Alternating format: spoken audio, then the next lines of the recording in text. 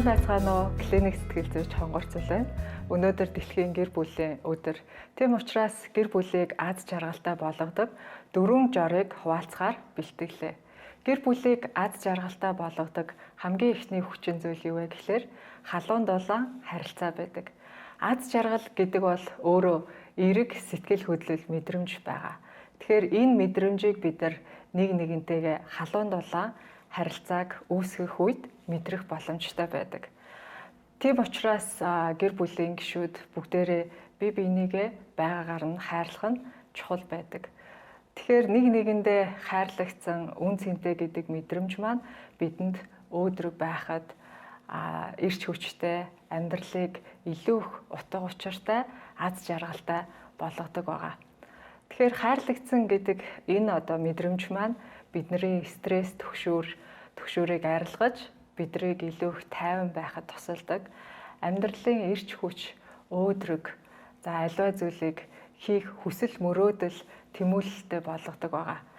Тэгээд мөн бидний тархинд аз жаргалыг мэдрүүлдэг окситоцин, допамин, серотонин гэх мэт мэдрэлийн эсийг дамжуулдаг байгаа. Тэгэхээр бидний тархийг хөгжүүлж тэжээнддэгдэг хамгийн чухал хүчин зүйл бол энэ халуун дулаан харилцаа байдаг. Тийм учраас бүгдээрээ гэр бүлдээ халуун дулаан харилцааг үүсгэцгээе. Хоёрт нь нэг нэгнийхээ сэтгэл зүй хэрэгцээг хангах.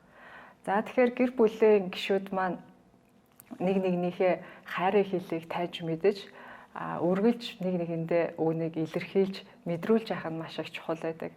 Та бүхэн мэдж байгаа Гарри Чапман хайрын 5 хэл юу вэ гэдгийг гаргасан байдаг. Хамгийн нэгдүгээрт нэг нэгэндээ цаг гаргах, хоёрдугаарт нэг нэгнээ урамшуулах, гуравдугаарт нэг нэгэндээ бэлэг өгөх, нэг нэгнээ инхрийлэх, тэгээд нэг нэгнээ халамжлах гэж тодорхойлсон байдаг. Тэгэхээр таны хань болон хүүхэд ямар хайрын хэлтэй вэ гэдгийг та таньж мэдээд үүнийг нь байнга мэдрүүлж, илэрхийлж байх нь маш их чухал байдаг. Гуравдугаарт бүгдээрээ гэр бүлийн сайхан дурсамжийг бүтээцгээе. Тэгэхээр хүн болгонд дурсамжтай тэр сайхан үе юу вэ гэж асуух үед үргэлж гэр бүлтэйгээ өнгөрөөсөн тэр сайхан цагийг дурсдаг байгаа. Тийм учраас өнөөдөр та бүхэн гэр бүлээрээ тэр сайхан дурсамжтай үеийг хуваалцаж, ярилцах тийм цагийг гаргаарай. Магадгүй та зургийнхаа цомгоос хамтдаа өнгөрөөсөн тэр сайхан дурсамжтай мөчөө хуваалцах тийм цагийг гаргаарай. Өнөөдөр ч гэсэн та тэр сайхан гэр бүлийн халуун дулаан аз жаргалтай сайхан дурсамжийг бүтээх тийм өдрийг бас гаргаарай гэж хүсэж байна. Хамгийн дөрөвт нь гэр бүлдээ өвийг үлдээцгээе. Тэгэхээр та үр хүүхэдтэй ямар өвийг үлдээхийг хүсдэг вэ? Магадгүй та сайн боловсрал, эд хөрөнгө, амьдрах ухаан гэх мэтийг өвлүүлэе гэж хичээж боддог байж болох юм. Тэгээд бид яг үнэндээ бол 2 юм уу 3 үедээ л дурсагдах болно.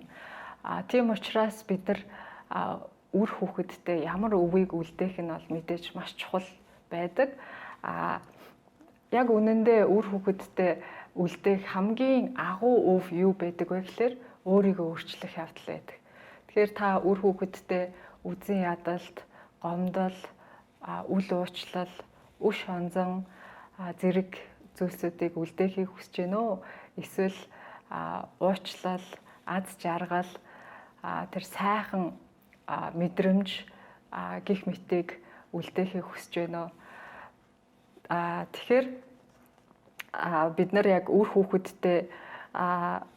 хүүхэдтэй өөрсдийгөө өөрчилж тэр хайр, амар тайван, итгэл найдвар, урам зоригтой амьдралыг үлдээх нь маш чухал юм аа.